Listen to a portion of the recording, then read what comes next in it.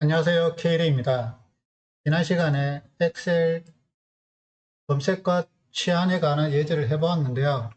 이 흐름도가 자기가 생각했던 대로 결과가 안 나왔을 때 어떻게 해야 될까요? 디버깅을 한번 해봐야 됩니다.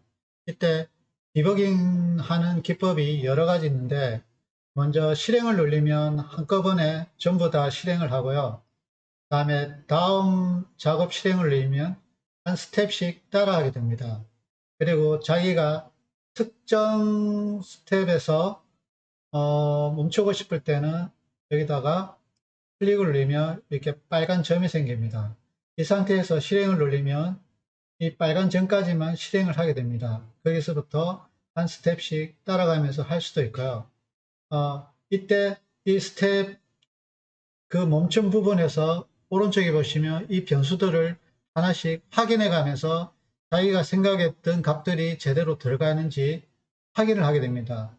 이거를 저희가 디버깅이라 그러는데요. 그럼 먼저 한 번씩 따라 한번 해보도록 하겠습니다. 먼저 한 스텝씩 한번 따라 해 보겠는데요.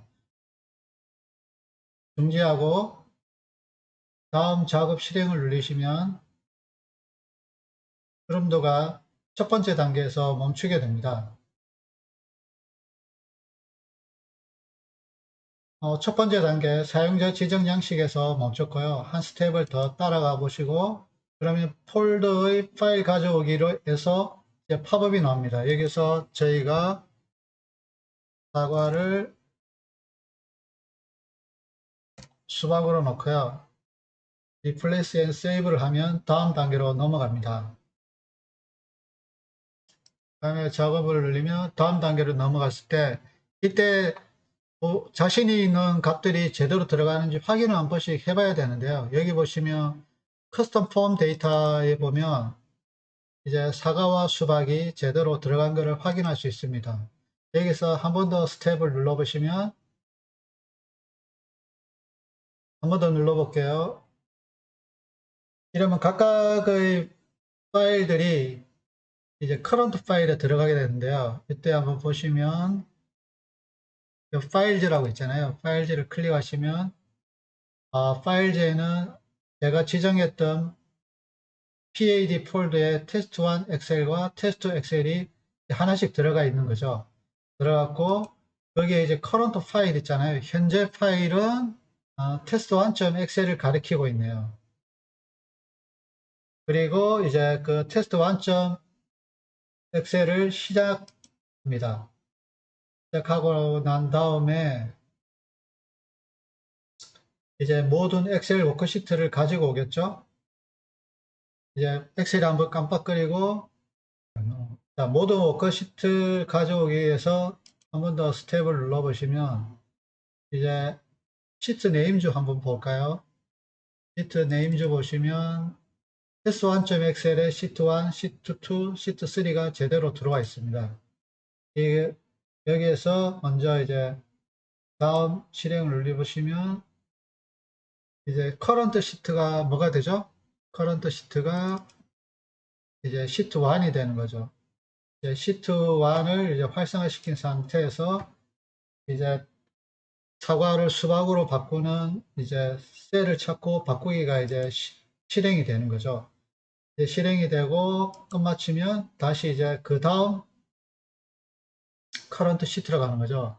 다음 커런트 시트 보시면 지금 시트 1인데 한번 실행을 하게 되면 커런트 시트가 시트 2가 됩니다. 이런 식으로 돌아서 이제 한 파일의 모든 시트를 치환하고 이제 엑셀을 닫게 되는 거죠. 엑셀을 그러면 테스트 1.xl은 이제 끝나게 되는 거고요. 그 다음에 이제 다시 루프를 빠져나와서 그 다음에 이제 커런트 파일이 보시면 지금은 테스트 1.xl로 되어 있잖아요. 이걸 한번 실행시키면 이제 테스트 2.xl로 바뀌어 있습니다. 이렇게 해서 테스트 2.xl도 시트 1, 2, 3을 실행한 다음에 끝나게 되는 거죠. 지금은 이제 한 스텝씩 따라 해봤는데 이제 저희가 이 지점까지 실행하도록 브레이크 포인트를 잡아 보도록 하겠습니다. 이 상태에서 실행을 누르면 이 빨간색 브레이크 포인트까지 실행이 멈춥니다. 지금 동작 중에 있고요. 먼저 팝업이 나왔잖아요. 그러면 다시 사과와 수박을 넣고 리플레이스에 세이브를 해주시면 이제 흐름도가 쭉쭉쭉 따라가다가 엑셀을 열고 모든 엑셀 워크시트 가져오기 위해서 멈추게 됩니다. 아직 실행 중입니다. 네, 지금 이제 여기서 멈추게 되잖아요. 여기서 다시 한 스텝씩 따라가면서 디버깅을 할 수도 있습니다. 그 다음에 이 브레이크 포인트는 이렇게 마우스로 클릭해도 되고요. F9를 누르셔도 됩니다. 그 다음에 한 스텝씩 따라가시려면 F10을 누르셔도 되고요. F11을 누르셔도 됩니다. 이렇게 한 스텝씩 따라가면서 오른쪽에 있는 흐름 변수의 값들을 확인하면서 어디가 문제인지 이제 파악을 할 수가 있는 거죠. 지금은 한 스텝씩 따라가면서 디버깅 하는 법을 좀 봤고요. 다음에는 로그를 통해서 디버깅 하는 법을 한번 보도록 하겠습니다. 먼저 보시면 좀 멈출게요. 멈춘 다음에 여기 보면 메시지 상자라고 있습니다. 메시지 상자를 열어보시면 메시지 표시라고 있거든요. 이 표시를 통해서 디버깅을 할 수도 있습니다. 얘를 폴더의 파일 가져오기에 밑에 삽입을 해서 메시지 상자는 디버깅이라고 하시고요. 여기에는 자기가 값을 알고 싶은 변수를 적습니다. 지금 여기서 지금 내가 보고 싶은 변수를 현재 보고 싶은 변수를 파일즈라고 하면 이 변수의 값을 찍어냅니다. 근데 이제 살짝 여기 왼쪽에다가 파일즈 스토리라면 파일은 에 대해서 이 변수를 값을 찍습니다. 이걸 저장을 한번 해보시고 5에다가 이제 다시 브레이크를 잡고 실행을 해볼게요. 실행을 하시면 다시 사과와 수박을 넣으시고 리플레이스를 하신 다음에 메시지 표시해 보시면 디버깅이라는 타이틀이 나오고요. 여기 보시면 값이 나옵니다. 파일즈 현재 D 밑에 PAD 밑에 테스트 1.xl이랑 테스트 2.xl이 파일즈에 들어가 있다라고 이제 팝업이 뜨는 거죠. 이런 식으로 현재 값을 볼 수가 있고요. 또 하나는 한번 모든 걸 실행한 다음에 이거를 로그로도 볼 수가 있습니다. 로그로 보시려면 먼저 멈추고요. 이 로그를 보시려면 파일에 텍스트 쓰기라고 있거든요. 파일에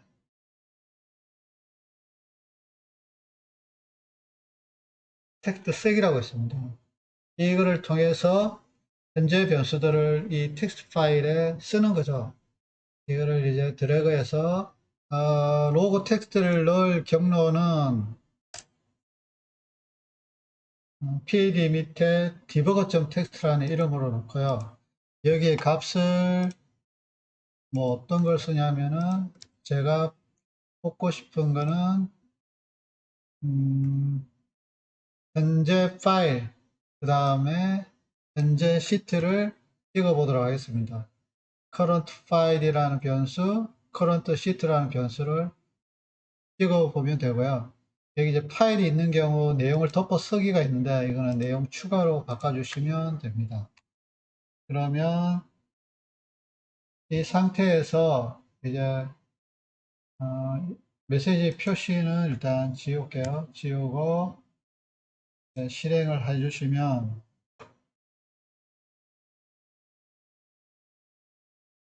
다가 그걸 넣고 리플레이스를 해보시면 이제 실행을 합니다.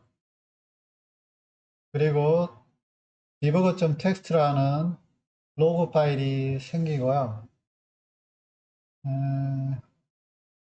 현재 test2.xl 파일을 시작하고 있고요. 실행이 종료되었습니다.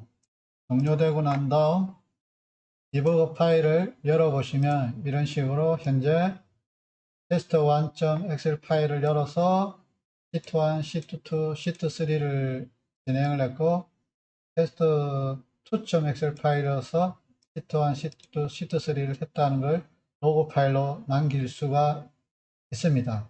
자, 오늘은 흐름도를 만들고 흐름도에 문제가 생겼을 때 스텝 바이 스텝으로 따라가면서 변수에 어떤 값이 들어있는지 확인하는 디버그 과정을 한번 해봤고요.